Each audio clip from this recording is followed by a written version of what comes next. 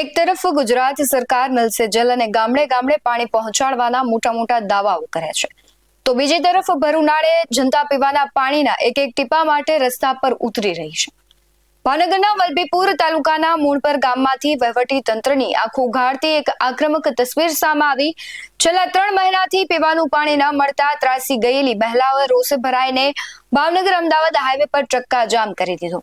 તંત્રના કાન સુધી અવાજ પહોંચાડવા માટે મહિલાઓ માથે બેડા લઈને હાઈવેની વચ્ચે બેસી ગઈ અને આખરે ગ્રામજનોને આટલું આક્રમક કેમ બનવું પડ્યું, જોઈએ સ્પેશિયલ રિપોર્ટમાં। નમસ્કાર, ગુજરાત BS9 TV ન્યૂઝમાં આપની સાથે હું છું ભગવતી વિશાવડિયા।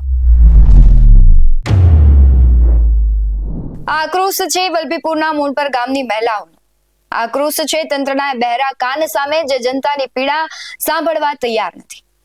મૂળપર ગામમાં છેલ્લા 90 દિવસથી એટલે કે 3 મહિનાથી પીવાનું શુદ્ધ પાણી આવ્યું નથી અને પાણીની તંગીથી પરેશાન અને કંટાળી ગયેલ મહિલાઓ અને ગ્રામજનો ન્યાય માંગવા માટે સરકારી કચેરીઓએ દોડી ગયા હતા। ગ્રામજનો દ્વારા પાણી પુરવઠા વિભાગ અને મામલતદારને લેખિતમાં ઉગ્ર રજૂઆત કરવામાં આવી, પરંતુ એર કન્ડિશનર ઓફિસોમાં બેઠેલા અધિકારીઓના પેટનું પાણી પણ ન હલ્યું। વહીવટી તંત્રના આજ ઉદાસીન અને બેજવાબદાર વલણથી ઉશ્કેરાયેલી મહિલાઓનો ધૈર્યનો બંધ તૂટ્યો અને તેઓ સીધી ભાવનગર અમદાવાદ હાઈવે પર ઉતરી આવી। મહિલાઓએ હાઈવે બંધ કરી દેતા રસ્તા પર વાહનોની કિલોમીટર સુધી લાંબી લાઈનો લાગી ગઈ। મોટો ટ્રાફિક જામ સર્જાયો, ત્યારે ગ્રામજનો એવો આક્ષેપ કરી રહ્યા છે કે ગામમાં પાણી સંગ્રહ કરવા માટેની પૂરતી વ્યવસ્થાઓ છે, પાણીની મોટી ટાંકીઓ છે, હવેડા છે, બધું જ ઉપલબ્ધ છે, તેમ છતાં પાણી પુરવઠા વિભાગ જાણી જોઈને ગામને પાણી પૂરું પાડતું નથી। સમગ્ર ઘટનાને લઈને જે પ્રતિક્રિયાઓ આવી છે તેના પર નજર કરીએ। પરમાર રાયસિંગભાઈ નાનુભાઈ। રાયસિંગભાઈ, તમે ગામના સરપંચ છો, તમે અહીંયા આવ્યા છો, રજૂઆત માટે આવ્યા છો, શું કહેશો? સાહેબ, અમારા ગામમાં પાણીનો એટલો વિકટ પ્રશ્ન છે કે છેલ્લા 2 મહિનાથી પાણી મીઠું ઘરે પીવા મળતું નથી।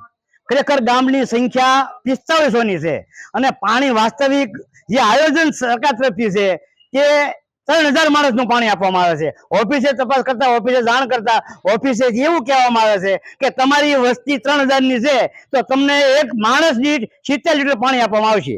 એટલે 70 લીટરના હિસાબ પ્રમાણે 3000 ની સંખ્યા પ્રમાણે 1,10,000 લીટર પાણી આવવું જોઈએ, બરાબર। તો અમારી વસ્તી ખરેખર 2011 થી આજ 2026 થઈ, તો આ છેલ્લા 17 વર્ષમાં સંખ્યા 3 ડબલ થઈ ગઈ છે। 4500 ની સંખ્યા આજની તારીખમાં મોણપરની છે જનસંખ્યા। તો અત્યારે જનસંખ્યા 4500 ના હિસાબે આપણે 1.5 લીટર તમને આપો, 150 લીટર નહીં, 1.5 લીટર આપો તો 2 લાખ, 2.5 લાખ લીટર જેવું પાણી જોઈએ। તો 1 લાખ લીટર જે પાણી આપે છે તો 1 લાખ લીટરમાં પાણી થાય કોને? એટલે આ મોટો પ્રશ્ન હતો।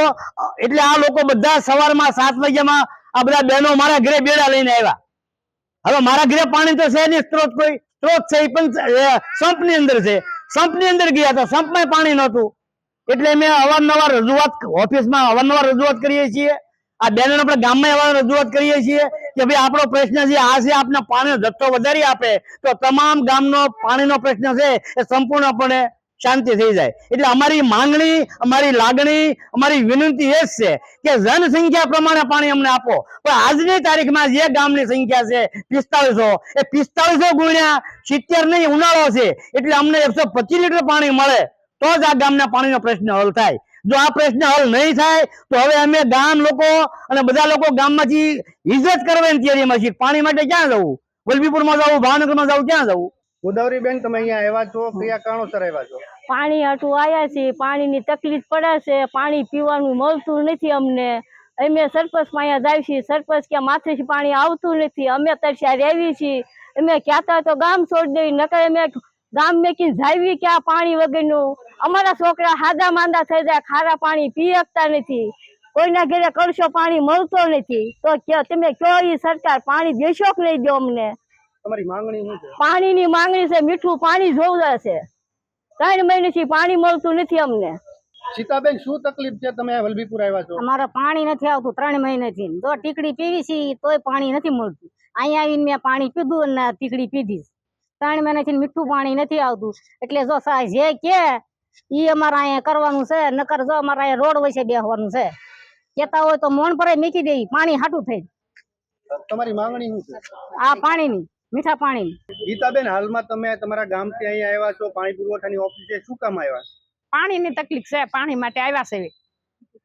શું અને તકલીફ છે? મીઠું પાણી આવતું નહીં 3 મહિનાથી, અને ગયા તા સવારમાં સરપંચના ઘરે અને અમે કેટલી વખત માંગણી કરી છે, પાણી આવતું નથી. તોય તે સરપંચ ના ઘરે હવારે ગયા હતા અને અહીંયા કેટલી વખત રજૂઆત કરી છે, પણ અહીંયા કોઈ ધ્યાન દેતું નથી. અમારું તમારી માંગણી શું છે? મારે મીઠું પાણીની માંગણી છે અમારે બધાને. અને જો માંગણી પૂરી નહીં થાય તો માંગણી રોડ ઉપર તો અમે હુઈ રહીશું, પણ અમે ઘીરે નથી જવાના. હવે સવાલ એ થાય છે કે જ્યારે ગામમાં પાણીની સંગ્રહની પૂરેપૂરી વ્યવસ્થા છે તો પછી પાણી પુરવઠા વિભાગ કોની રાહ જોઈને બેઠું છે? ગામની મહિલાઓને પોતાના ઘરના કામકાજ છોડીને ધૂમધકતા તડકામાં હાઈવે ચક્કાજામ કરવા કેમ મજબૂર થવું પડ્યું? આ સરકતા સવાલોના જવાબ તંત્રે આપવા જ પડશે. હવે જોવાનું એ રહેશે કે આ ચક્કાજામ બાદ અધિકારીઓ જાગે છે કે પછી મોળપુર ગામના લોકો હજુ પણ પાણી માટે તરસતા રહેશે.